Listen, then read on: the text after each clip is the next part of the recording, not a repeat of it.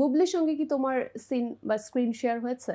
এইটা বলে দিলে তো গল্প রিভিল হয়ে যাবে আসলে। এটা বলে দিলে গল্প এইটা বলে দিলেও গল্প রিভিল হয়ে যাবে। এগুলো আমি একদমই রিভিল করতে চাই না। মানে আচ্ছা, এই সিনেমার ভিতরের কোনো কাহিনীই বলতে চাই না। আমার মনে হয় যতটুকু দর্শক দেখেছে ওর মধ্যেই বলতে চাই। মানে এইটা জানতে চাচ্ছিলাম যে যদি একসাথে স্ক্রিন শেয়ার করা হয় সেক্ষেত্রে বুবলির সাথে স্ক্রিন শেয়ার করা, যে অ্যাক্টিং এ পাল্লা দেওয়া, সেটা সেই এক্সপেরিয়েন্সটা কেমন ছিল? মানে এরকমটা হয়েছে কিনা? ওকে, সেটা যেহেতু বলতেই চাচ্ছ না আছে কি নেই, তাহলে শুটিং সেটে এক্সপেরিয়েন্সটা কেমন ছিল? শুটিং সেটে তো একসাথে থাকা হয়েছে নাকি? শুটিং সেটে হ্যাঁ, একসাথে অবশ্যই থাকা হয়েছে এবং সব মিলিয়ে এক্সপেরিয়েন্স খুবই ভালো। কারণ সেটের প্রত্যেকটা মানুষ খুবই এখনো সে আদরের ভাবটা আছে আমার উপর। আর যেহেতু রাহিম ভাইয়া হচ্ছে এটা ডিরেক্টর ইমরাহিম, তার সাথে কোনো না কোনো একভাবে ছোটবেলায় আমি কাজ করেছি। এটা পরে আমরা সেটে গিয়ে জানতে পেরেছি যে কিভাবে?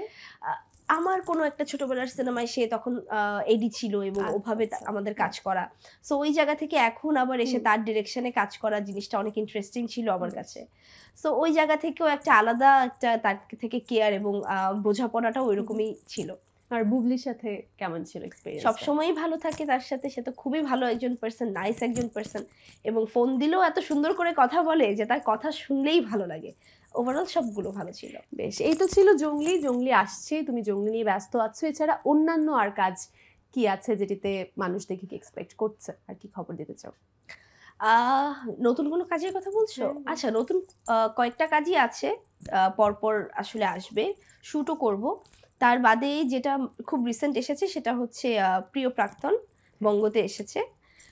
এটা জনম জনম আসার 4 দিন আগেই এসেছিল। এটাও ভ্যালেন্টাইন স্পেশালি ছিল। ওইটার ডিরেক্টর ছিল অসীন, ইফতেখার মাহমুদ অসীন, আর আমার কো-আর্টিস্ট ছিল দীপ। ওইটা আমার খুবই আসলে প্রিয় একটা কাজ, মানে ওয়ান অফ দ্য ফেভারিট ওয়ার্কের মধ্যে আমার প্রিয় প্রাক্তন একটা। কারণ গল্প, লুক অ্যান্ড ফিল সবকিছু মিলিয়ে আমার মনে হয় খুব পারফেক্ট একটা গল্প ছিল আমার জন্য এবং আমি যথাযথ চেষ্টা করেছি যে এই গল্পের সাথে নিজেকে তৈরি করার কিংবা গল্পের জন্য নিজেকে যতটুকু ভাঙা যায়। এবং আমি মনে করি এটা ডিরেক্টর অসীন আমাকে এত পরিমাণে হেল্প করেছে, এটা এত বেশি আমার ওর ডিরেকশনে কাজ করতেই আরো বেশি ভালো লেগেছে। আমার মনে হয়েছে আমি মনে হয় আরো বেশি সক্ষম, কারণ ও আমাকে এতটুকু হেল্প করেছে। বাহ, বেশ।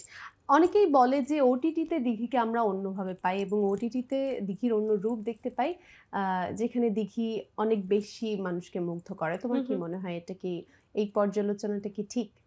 কেন ওটিটিতে ভিন্ন রকম? আমার তো মনে হয় যে ওটিটির যে গল্পগুলো আমার কাছে আসে, আমার মনে হয় আমার স্ক্রিনে অ্যাপিরিয়েন্সের জন্য অ্যাপ্রোপ্রিয়েট কিছু গল্প আমি পাই, যার জন্য অ্যাপিরিয়েন্সটাও আমার বেশি থাকে বড় পর্দার থেকে। আমি হয়তো বা বড় পর্দার ওরকম স্ক্রিপ্ট এখনো পর্যন্ত মনের মতো স্ক্রিপ্ট কম পাচ্ছি দেখি, হয়তো বা আমাকে কম দেখা যাচ্ছে। এর বাদে আমি হয়তো বা ওই ওটিটিতে খুব বেশি ভালো স্ক্রিপ্ট পাই কিংবা মন মতো স্ক্রিপ্ট পাই, যার জন্য আমাকে খুব অ্যাপ্রোপ্রিয়েট লাগে এবং আল্লাহর রহমতে ডিরেক্টরগুলো এই পর্যন্ত খুব ভালো পড়েছে আমার।